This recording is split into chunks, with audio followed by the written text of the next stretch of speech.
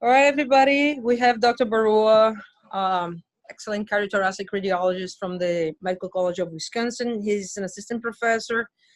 He has a lot of responsibilities. He's the chief of the cardiothoracic section, but also the medical director of the emergency radiology section, and he's co-director of cardiac MR and program director of the cardiothoracic fellowship. He's heavily involved on the ABR. We are committed together in the ACR, and has more than 100 talks, invited talks that he has given, including inside the country and outside. And they have been doing a lot of work with MRI in the chest. And as we are also trying to do more and more, it'd be great to hear what he has to tell. Thanks for coming. Yep.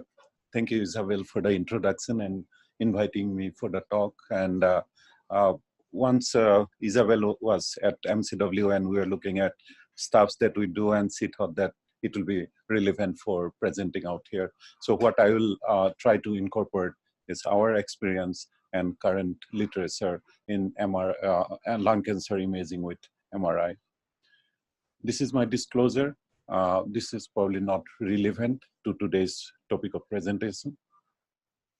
We all know that low-dose CT is the imaging modality for screening lung cancer, and CT along with PET are the imaging modalities for diagnosis, staging, surveillance, and treatment planning in cases of lung cancer. We do CT scan for preoperative localization of small or ground glass nodule.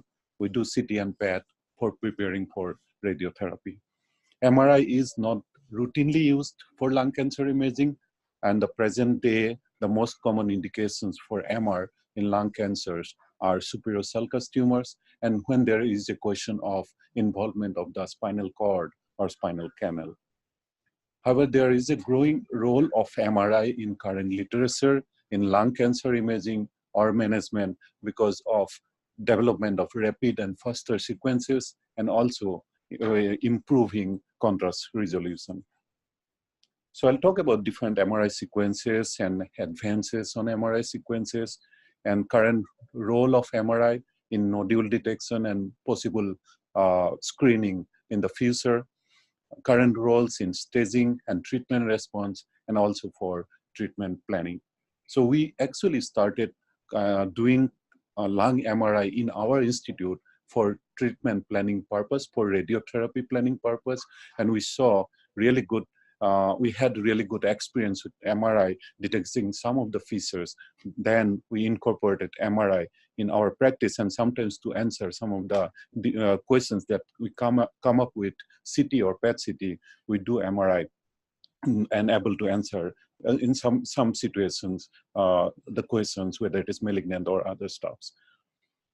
So about the sequences, after we get the localizer sequences, the routine sequences that we do are axial, breath hold, T2, and or trophy sequences, followed by diffusion weighted sequences. We do diffusion weighted imaging by fat saturated single shot echoplanar imaging with respiratory tagging, and with different B values extending from 0 to 800 second per square millimeter.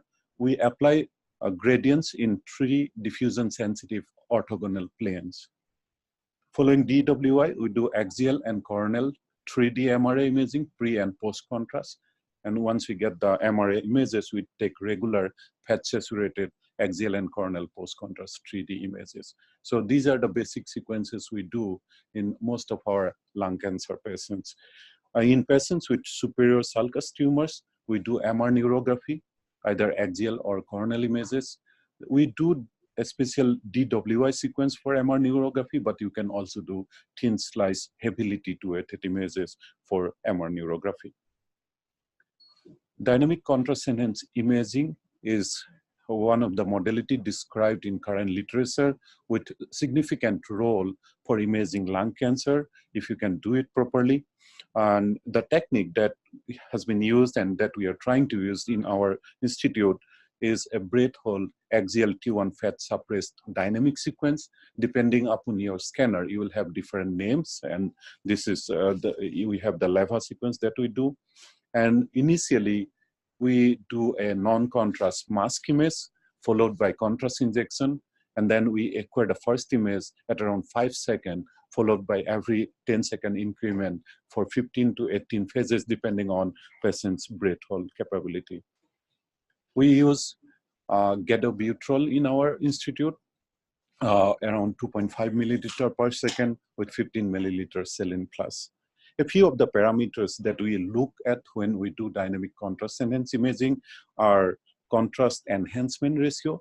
So that is the enhancement at particular time t compared to the baseline, your non-contrast image. And when you plot this contrast enhancement ratio, you get the time intensity curve. And when you have the time intensity curve, you can look at the maximum signal intensity and also the time that you need to have that maximum signal intensity, and that is the Tmax. Maximum enhancement ratio, that is the percentage of enhancement at Tmax, can also be calculated from this equation. We can assess the slope of the curve up to the maximum enhancement ratio, the region of maximum enhancement, by dividing maximum enhancement ratio by Tmax. Then we calculate the washout value, that is the percentage of washout compared to the maximum enhancement to the end of the dynamic acquisition. The problem here is that often you have tumors which are not homogeneously enhancing. Then it is hard to decide like which part of the tumor you should take for assessing the enhancement criteria. We think that the solid enhancing portion is possibly the viable portion, and possibly that is what we should target rather than the necrotic non-enhancing areas. Or if you encompass the whole tumor, you may have different values. So people are working on these parameters and trying to standardize what exactly you need to focus on. So when we talk about the detection of lung nodule or possible role of MRI in lung cancer screening, there are problems with MRI as compared to CT that we all know. MR has limited spatial resolution, and lung has high susceptibility because there is air and the interstitium with a high susceptibility difference, and you get susceptibility related artifacts. Even though we have faster sequences nowadays, still there is cardiac and respiratory motion related artifacts on MR as compared to thin slice or faster sequence, faster CT scans. However, if we can do adequate breath hold and successful cardiac gating or triggering, we can get really good images with MRI. As you all know, parallel imaging has significantly reduced the image acquisition time. If you have that, that is really helpful. So another technique is compressed sensing technique, where you can accelerate the imaging by acquiring data from significantly undersampled data set by employing a principle called image sparsity and transforming to an appropriate transform domain. So studies have shown that when you combine both parallel imaging and compressed sensing algorithm with a advanced 32 channel or 64 channel MRI, you can achieve a faster scan of around 20-fold faster as compared to not using those techniques. So in the future, we might able to scan patients without respiratory or cardiac gating.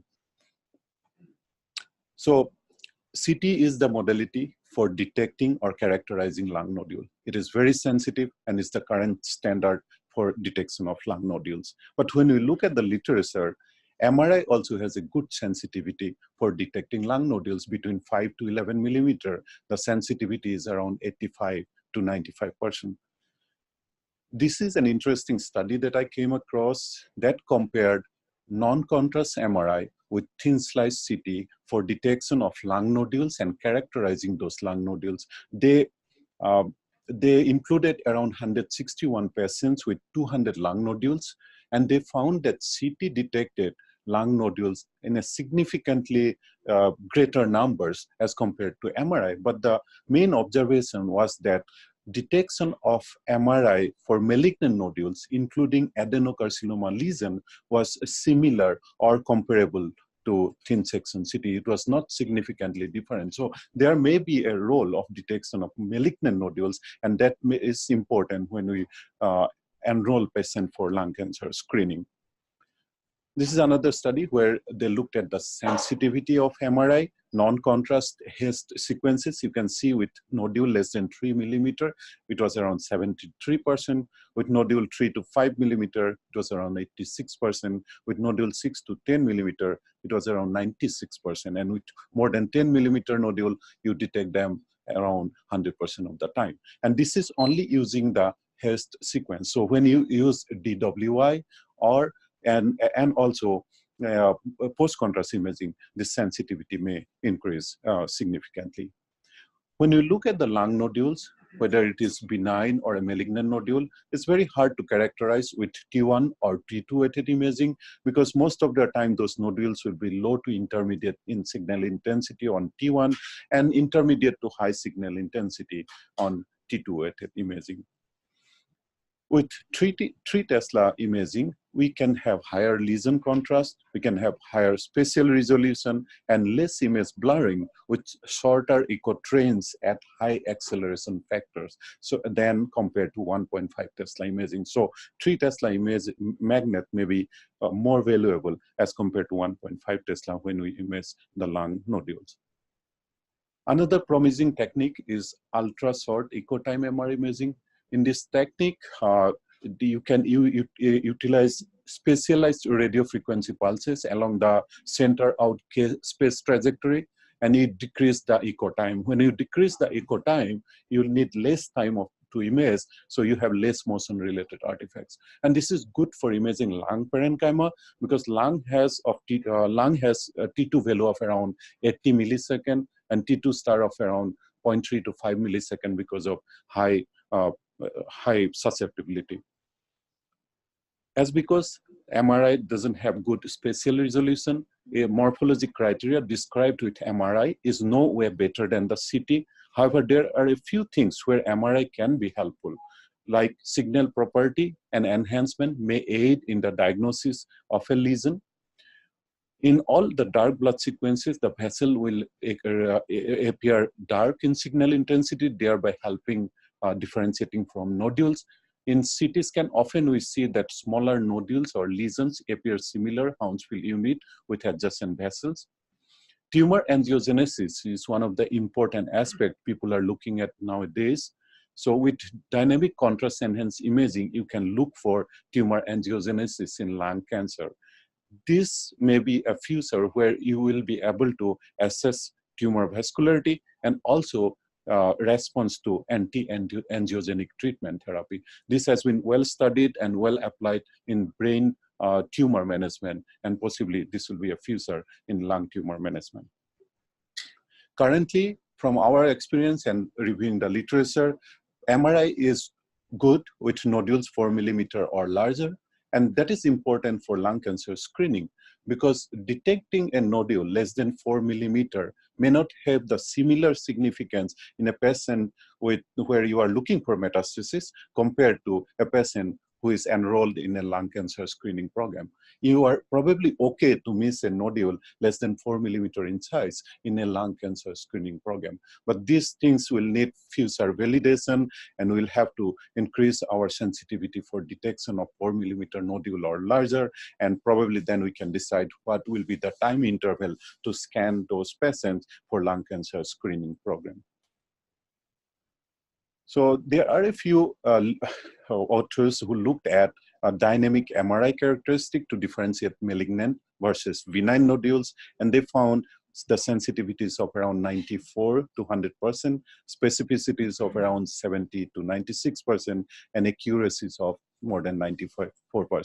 When they compared MRI with PET, they found equal specificities and accuracies for dynamic MRI as compared to PET-CT. So there are different patterns described with dynamic MRI that we need to know when we are doing dynamic MRI imaging. So we can look at the enhancement patterns that can be homogeneous when there is uniform increase in signal intensity after administration of contrast. It may be heterogeneous with irregular and increase in signal intensity with areas of no enhancement or hypoenhancement. It may be peripheral enhancement, it may be grid-like enhancement, linear, or it may not show any enhancement.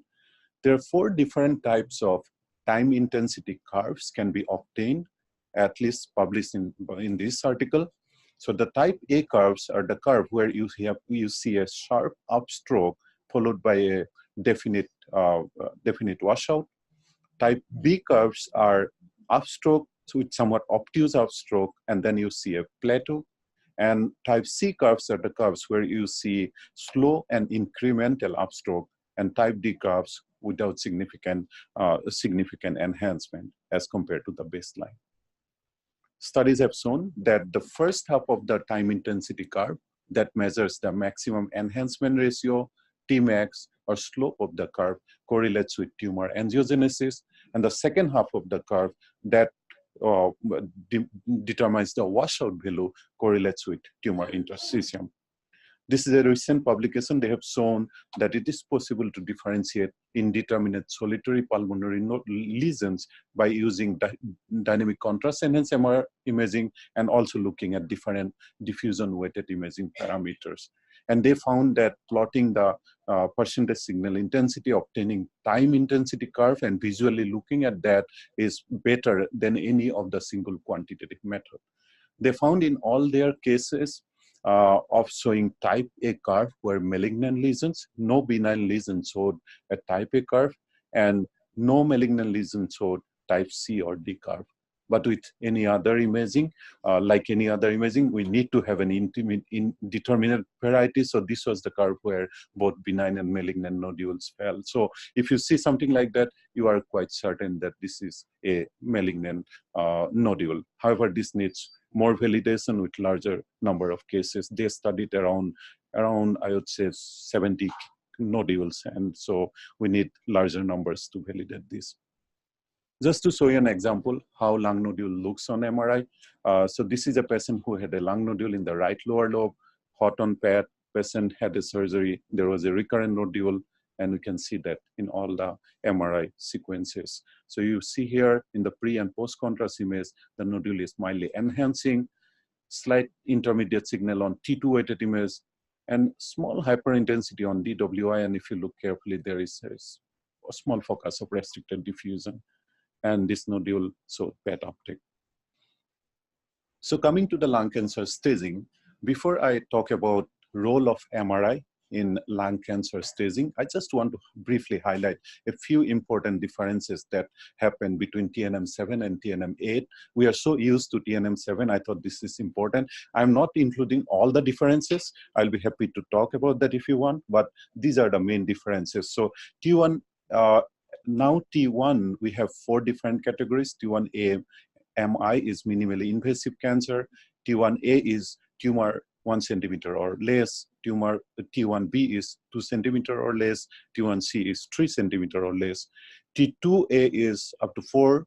T2B is 5. T3 is 7, and T4 is more than 7. And on T2, we now have category where mainstem bronchus is involved. On T1, you can have lobar bronchus involvement, but not mainstem. But when you have mainstem bronchus involved and without carina, that is the T2 tumor. So we do not measure the distance nowadays. Earlier, we used to measure the distance from the carina to categorize in T2, T3, and T4. So no involvement of carina, T2, involved carina is T4. For metastatic group also, we have some difference than the prior. M1A remains the same, where there is contralateral lung nodule or pleural nodule or pericardial nodule or malignant pleural effusion. However, if you have a oligometastatic disease, then it is M1B. And when you have multiple metastatic lesions, that is M1C. So those are some major differences as compared to TNM7. So coming to the staging and surveillance, CT and PET-CT are currently used for staging if radical treatment like surgery or other therapeutic modality with a curative intent is suggested. When we look at the overall agreement of clinical TNM staging by CT with pathologic TNM staging in postoperative lung lesions, they're not really as good as 50%. So there is not a clear agreement of clinical TNM with the pathologic TNM. However, we need to remember that some of the clinical TNM staging do not go for surgery. So most of the cases, they do not go for surgery. So commenting that clinical TNM is not good with pathologic TNM may not be always accurate. So PET-CT is usually the final staging modality before we treat a lung cancer patients, but studies have shown that PET-CT can miss metastasis in 20% of the cases that those go for surgery. So current literature says that if you do a whole body MRI, including diffusion weighted imaging, compared to PET-CT, they have almost equal efficacy and specificity. However, whole body MRI is better for brain and liver metastasis, and PET-CT is better for bone, soft tissue, and extrathoracic lymph nodal metastasis. So current day practice, they play complementary role to each other. We often do brain MRI for staging patients with lung cancer and PET-CT for the extracranial stuffs. We all know that MRI is superior for looking at heart involvement or vascular involvement, and also to differentiate atelectasis or consolidation or fibrosis from tumor. And as we all know, it is routinely performed for brachial plexus and spine involvement.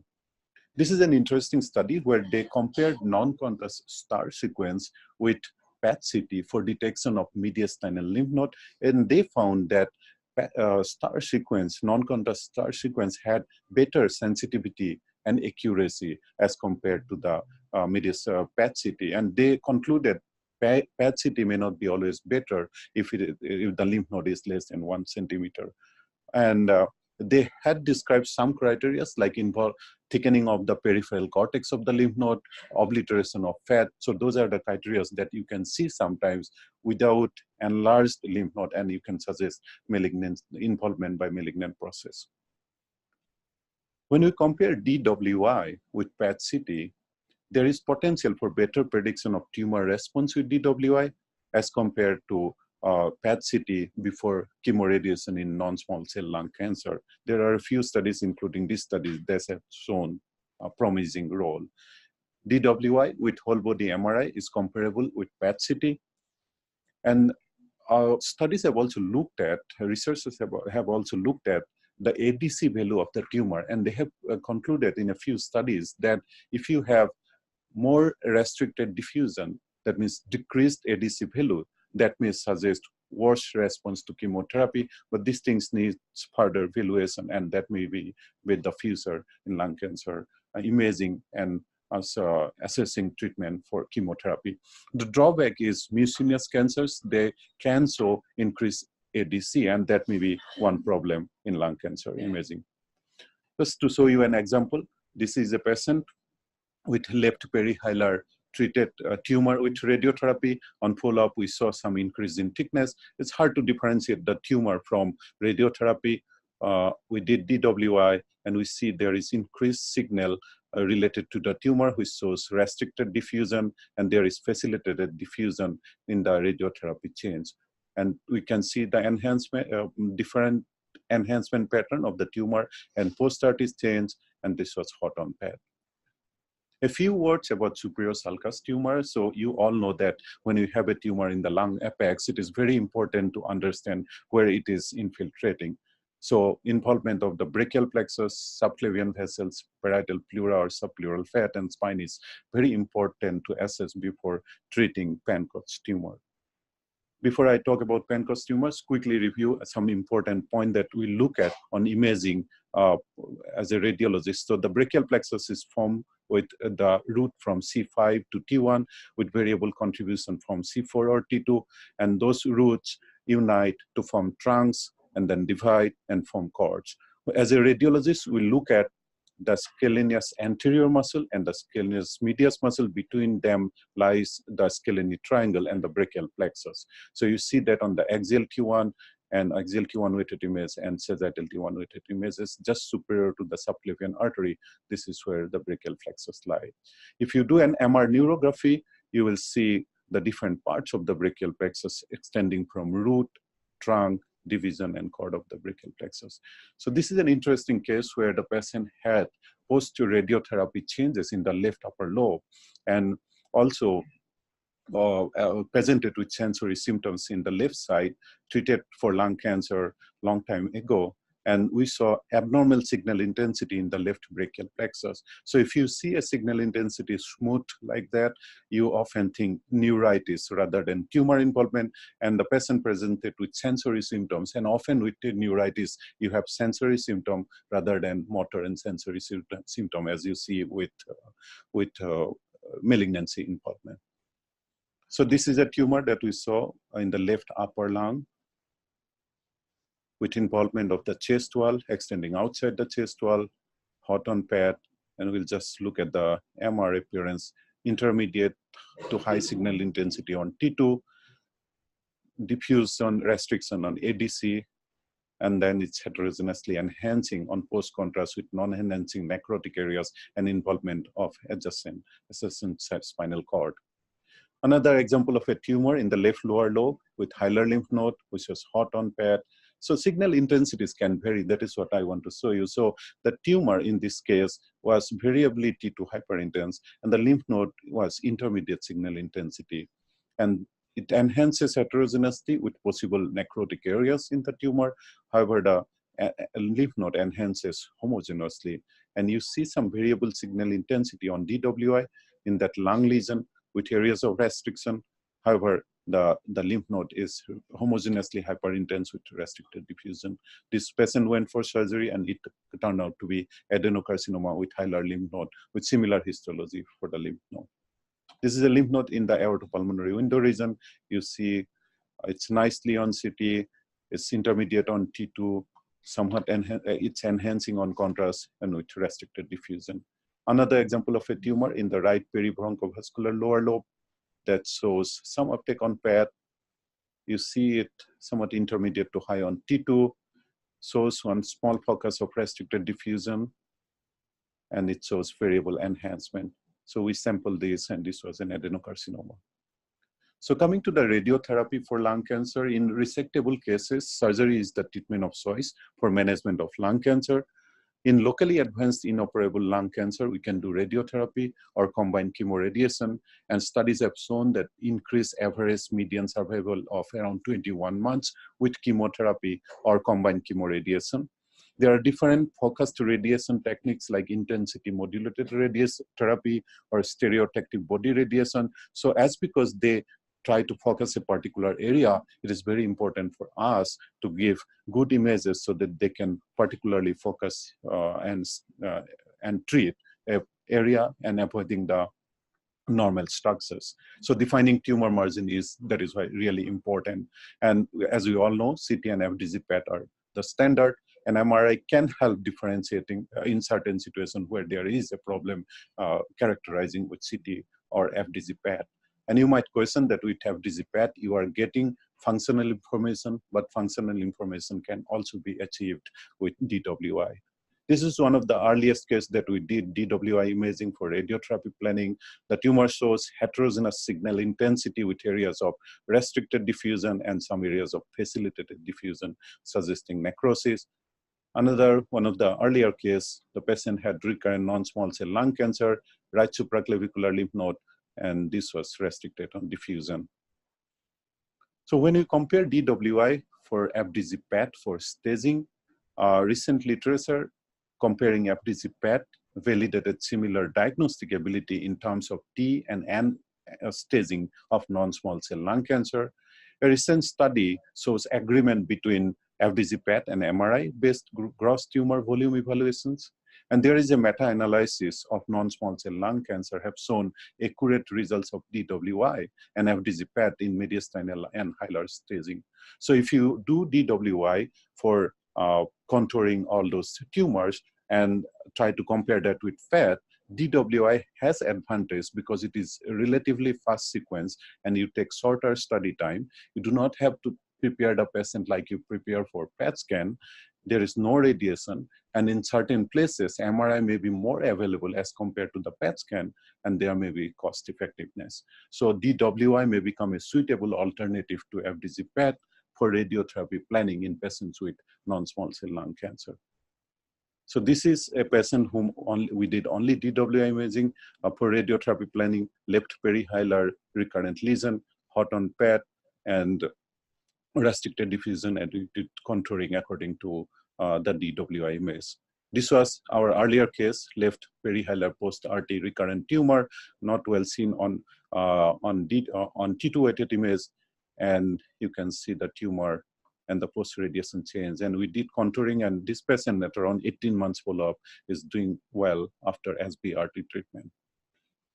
So also the final case that have a few findings that we in a single case. So this is a patient with a big left upper lobe ground glass nodule. And that is when you see a nodule like that, you are concerned about adenocarcinoma. Patient also had a nodule in the left upper lobe. That was a small nodule, and also a lymph node in the left hilar region.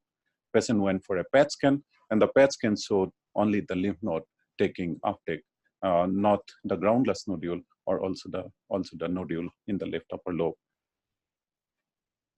We did MR at the time. The left upper lobe ground glass nodule showed some hyperintensity on DWI. However, this was mostly due to accelerated diffusion rather than restricted diffusion. So we have seen in a few cases of ground glass nodule that MRI DWI images can show accelerated, facilitated diffusion rather than restricted diffusion. And when they become solid, you see more restricted diffusion. And when you compare, there are studies comparing adenocarcinoma with other type of tumor. The ADC restriction value of adenocarcinoma is not as low as small cell cancer or squamous cell lung cancer. That may be because of lower cellularity in adenocarcinoma. So in post-contrast, we see some enhancement.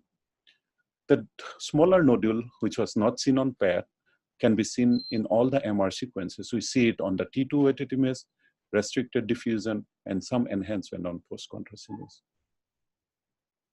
That hilar lymph node had intermediate low signal on T2, enhancement on contrast, and restricted diffusion. So this was the only one picked on PET scan. So this patient lost to follow-up, came back and had increased density of that nodule, and now it shows uptake on PET. That nodule also grew and shows uptake on PET. And patient went for pneumonectomy at this time. And after the pneumonectomy, patient was on follow-up. And this is the first follow-up, 6 months follow-up CT. And it's very hard to see that as asymmetric soft tissue. I see that because I have the PET. So you can see that recurrent lymph node near the clavicle on PET very easily. Very hard to see on T2-weighted image. You probably see it now because you have that. But it's not very hard to see on your DWI image. So you see it similar way. You see it on your PET scan. So there is that lymph node, there is restricted diffusion, and there is post-contrast enhancement. The patient also had another lymph node out there, and that was not very hard to see in all the sequences, and this was also hot on PET. So in concluding, like MRI is not routinely used for lung cancer imaging, but we have seen that there are certain advantages of our current imaging modalities. Being radiation-free, this is a big advantage of MRI as compared to current standard imaging modalities. And I feel like the main reasons for limited MRI in lung cancer is availability of scanner and also our experience. So we need to grow our experience, and probably in the future we'll be doing more MRI in lung cancer imaging. And whole body MRI screening for detecting lung cancer and other lesions may be a possibility in the future. These are my references. I want to acknowledge my team. Eric Paulson is one of our radiation oncology physicists. He's very great at sequences, and he does all the sequences for us. And Beth Gore is one of our radiation oncologists, and she's very helpful growing our program, doing more MR in lung cancer and more MR post-RT cardiac MR. So she's very helpful with us. You really need a good team to do some advanced technique which are not yet fully validated. Thank you so much.